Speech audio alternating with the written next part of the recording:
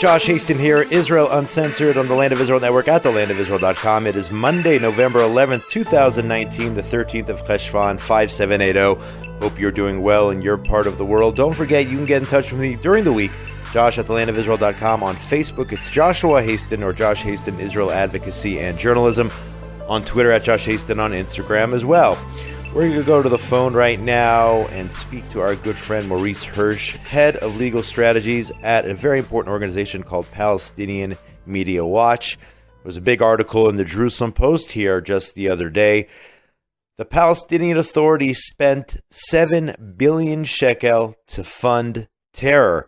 And we want to learn more. Maurice, thanks so much for coming back on the show. Hi, Josh. Good afternoon to you and to listeners. So according to the article by Mayan Jaffe Hoffman, the Palestinian Authority squandered at least 7.5 million NIS between 2011 and 18 on terror funding and non-functioning institutions, according to a new report by your organization, Palestinian Media Watch. If you can, give us an update on that new report. Okay, so just to a small correction, it's 7.5 billion shekel that's been squandered. Billion, wow. Billion. What we did is we looked at the period from 2011 to 2018 to see how much money the Palestinian Authority has transferred in that period to the Palestinian Liberation Organization. This is an organization that should have ceased to exist and to function with the Oslo Accords, but nonetheless, the PA, the Palestinian Authority, continues to transfer vast sums of money to that organization. No one knows exactly what's going on, where that money goes for. What we do know is that the PLO funds its member organizations. One of its member organizations, at least, is the Popular Front for the Liberation of Palestine, the PFLP, a terrorist organization that was responsible for the murder of Rehavam Ze'evi, the Israeli Minister of Tourism, in 2001, and most recently the attack on Rina Schnurb by Dolev that murdered her and left her brother and her father injured. So wait, is this part of the Pay for Slay program, or is this in addition to the Pay for Slay program, this new research uncovering how they've spent this 7 billion on terror funding? This, incredibly, is over and above the Pay for Slay. This is money that's simply going to the Palestinian Liberation Organization from the PA, over and above the money that they spend every month paying salaries to terrorists or allowances to the families of dead terrorists. So this is in addition to Pay for Slay, and you also talk about what you call here non-functioning institutions. So what are they funding exactly? So the two organizations that we focused on were the Palestinian Central Elections Committee, which every country, every democratic country, obviously has a functioning elections committee that even during the times when there's no elections, it still functions, which you could possibly consider that a reasonable expense. But when you take into account that the Palestinian Authority is not a democracy, it's a dictatorship. There haven't been elections there for over a decade. Abbas is in his 15th year of a 4-year term. The parliament that was elected and run by Hamas in 2006 was just dispersed by Abbas in 2018. That's not a democracy, and therefore there should be no justification for spending over 100 million shekel to fund the Central Elections Committee, where there isn't even one worker. No one works there. 100 million shekel disappeared, no workers. The other expense that we looked at was the Palestinian Parliament. 330 million shekel wasted on the Parliament that hasn't functioned since 2006.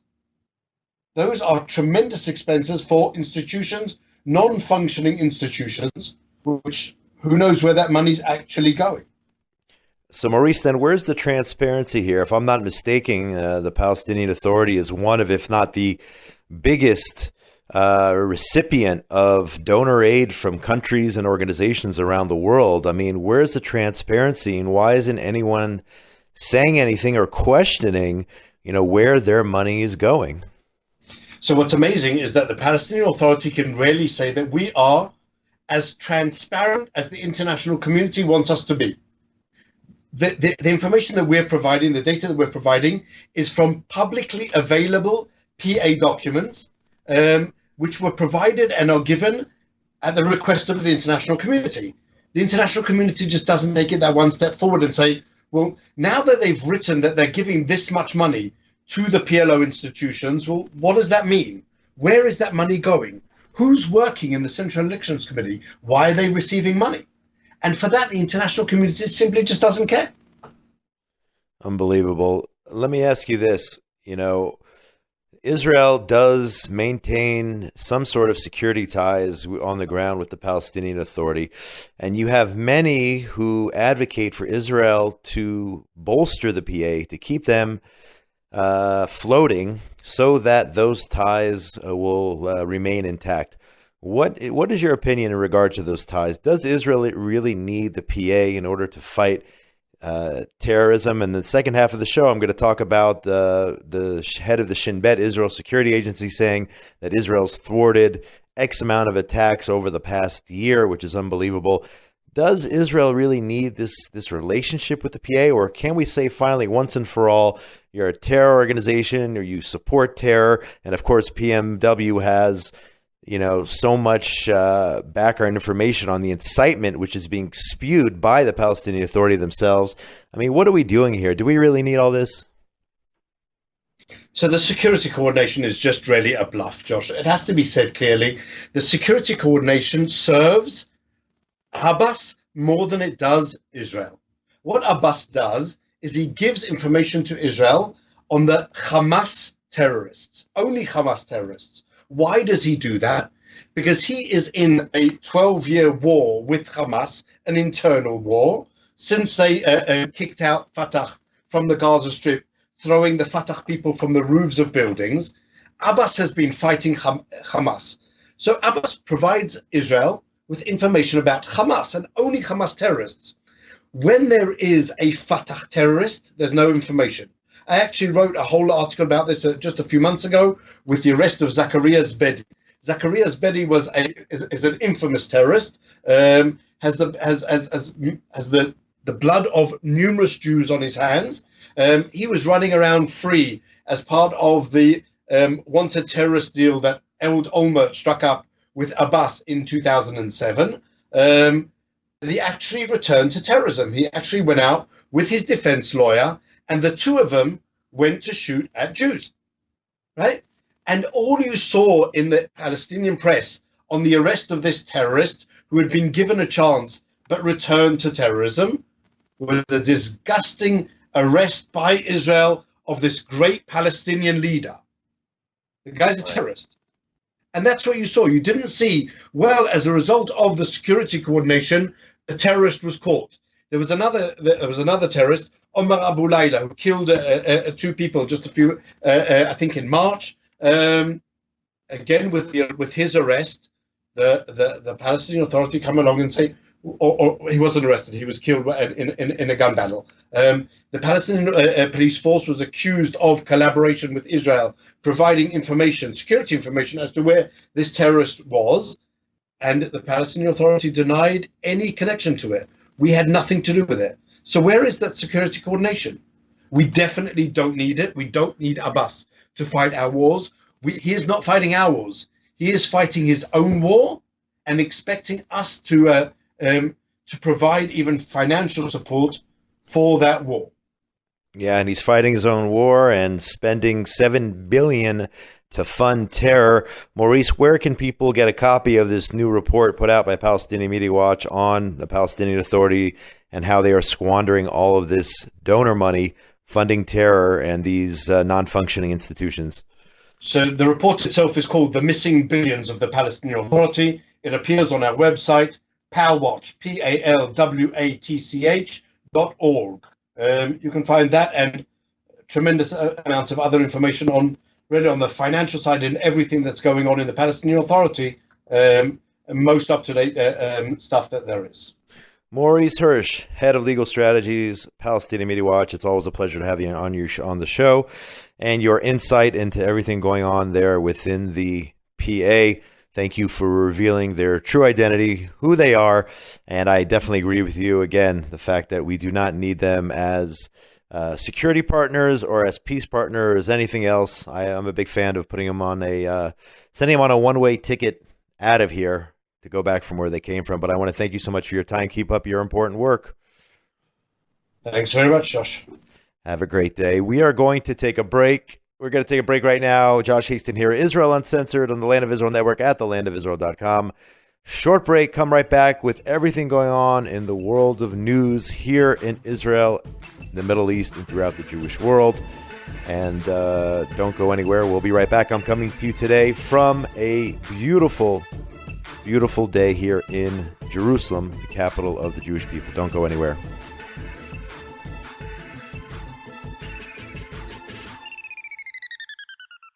He who reigns within himself, says John Milton, and rules passions, desires, and fears, is more than a king. I'd like to believe I have quite a grip on myself, though I can't claim any royal descent. I'm Rav Mike Foyer, and this is The Jewish Story. Join Rav Mike Foyer for the best Jewish history podcast, The Jewish Story, on the Land of Israel Network at thelandofisrael.com.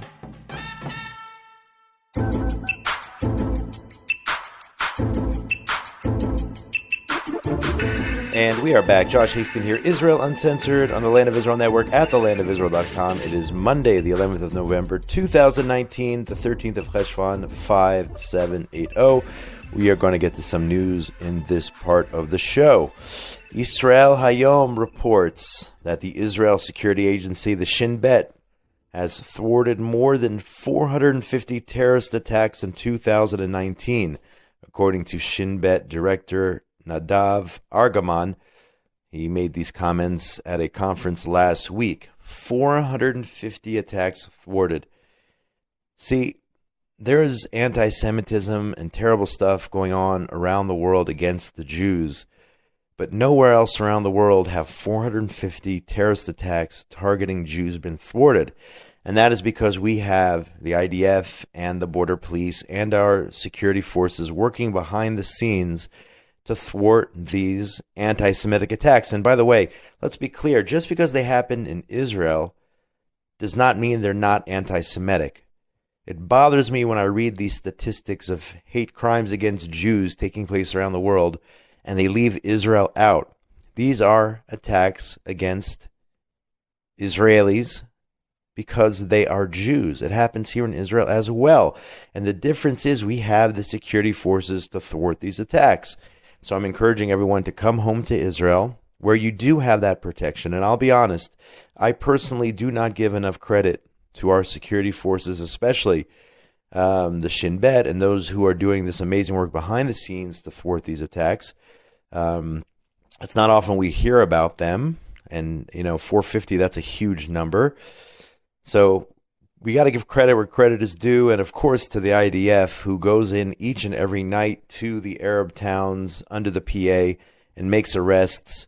It barely makes the news. You may read it as a news brief in the mornings.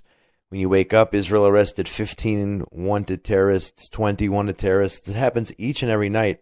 Thank God, because the IDF has the ability to go into Area A. We didn't have that between 1993 and 2002, more or less, but now we do. All of that being said, there are still so many rock attacks and firebomb attacks which take place on a daily basis. So I'm not dismissing those in any way, shape, or form. Those have to be stopped as well. People, women, mothers, bringing their children home from school in the afternoons should not be the target of rocks and firebombs, which have killed in the past. So congratulations to the 450 thwarted attacks in 2019, but there's still more work to be done in thwarting the daily attacks on our roads and all the firebombs and whatnot thrown into our communities. But people are at work. People are trying to stop them, and that's a positive sign. A lot of politics going on here. Will Israel get to a third election sometime in the spring? Will it happen? Won't it happen? You can pick up any newspaper here in Israel and read about it each and every day. And I'm obviously I'm honestly rather tired of it, and many Israelis are tired of hearing about all the politics. And we hope there won't be a third election. Hopefully something will work out, and hopefully the right people will be in the right positions. But right now, as of this week, the new defense minister will be Naftali Bennett, appointed by Prime Minister Netanyahu in exchange for his party's support. They essentially joined the Likud. They didn't actually join the Likud. They essentially joined the Likud. In other words, their numbers get added. That is Naftali Bennett and Ayelet Shaked, and I think they're called the New Right Party at this point, Yamina. It's very confusing, folks. Their numbers are being added to the Likuds, and in exchange, Naftali Bennett on Sunday, as reported by the Jerusalem Post, started holding meetings and consultations to prepare for his new role as defense minister. How long will he serve as defense minister? Only time will tell. It could be very, very short if, in fact, we do go to elections, but we'll see what the future holds. I personally like Naftali Bennett as defense minister. I think he can get a lot done, but it's all politics now here, folks. It's not reality. I mean, but maybe I should say this is our reality, the world of all this political mumbo jumbo and all the stuff going on here, where essentially our government is basically more or less paralyzed. If you look at it, look at the big picture. Switching gears here, BDS is at it again, launching a campaign against a scheduled Tel Aviv soccer match, reported by Israel National News Arutz Sheva. A friendly between Argentina and Uruguay is scheduled to be held later this month in Israel, but the soccer teams are being attacked by the BDS boycott movement. Global soccer stars Lionel Messi from Argentina and Luis Suarez from Uruguay are confirmed to participate in this soccer match to be held on the 18th of November in Tel Aviv. Both play together actually for Barcelona in the Spanish league. But over the weekend, protesters demonstrated in front of the Barcelona training camp, calling on the Stars to cancel the sold-out match in Israel. Of course, as usual, only Israel is targeted for this type of friendly. No other countries around the world with much worse human rights records are targeted in this way. But this is Israel. We're special. The BDS is coming out against us, and I look forward to seeing these soccer stars here. I hope they don't back out. I remember last time there was a match to be held, which was canceled. Yeah, it actually talks about here the Argentinian national team was supposed to play Israel. That match, because of BDS pressure, was canceled. Hopefully this match will, in fact, take place between Uruguay and Argentina on the 18th of November. If you are not in Israel right now, you may not know that we are experiencing an intense heat wave for the month of November. I mean, this is already the winter season. We said all our Mashiva Ruach prayers for rain, the Ten Tal Matar we say every day, 3 times a day, praying for rain here in Israel. Yet, at least until Thursday, for the next 3-4 days, there's still a heat wave here with unseasonably warm temperatures, intense winds, as reported here by the Jewish press. A record heat wave has warmed the land of Israel so far this month, temperatures ranging from the high 20s to 30 degrees Celsius. You're talking about we're in the 70s or 80s. I know today the high in Jerusalem is about 26 degrees, which is about 80 or so, more or less, Celsius. And the major problem with that is the fact that we are experiencing fires, brush fires, and other types of fires, arson attacks here in Israel. Times of Israel says that firefighters continue to battle new blazes overnight, Sunday and into Monday morning amid unseasonably hot and dry weather conditions. At least 4 separate fires broke out in the north of the country. At the same time, we had another arsonist fire in Gush Etzion last week near the community of Rosh Tzurim.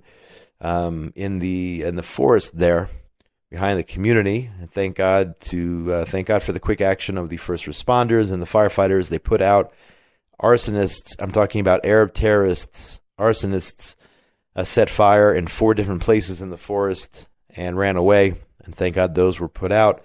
Unfortunately, we are seeing that, especially as a result of the hot and windy conditions, which is ideal for these arsonists to try to murder Jews, to burn down forests and farms, agricultural terrorism, if you will. And that's happening now in November. Let's pray even harder for rain, and let's hope that rain comes very, very soon. We certainly need it here in the country. Just want to finish the show off with something very positive. This was shared on social media. There is a gentleman who works at a falafel stand here in Jerusalem. There's an image of him sitting with another gentleman in a wheelchair, a disabled individual, and the caption explains that this falafel stand worker dropped everything in his restaurant, went outside, and helped feed this disabled person lunch here just the other day in Jerusalem.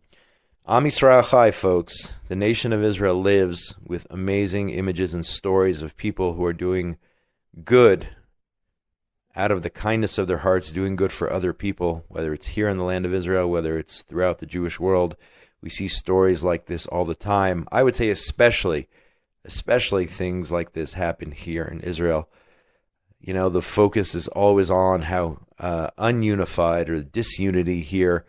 Nevertheless, the reality is we are much more unified. Certainly you're not getting those stories in the media, and certainly the focus is on all the politics and all the things, the bad things people are saying about each other.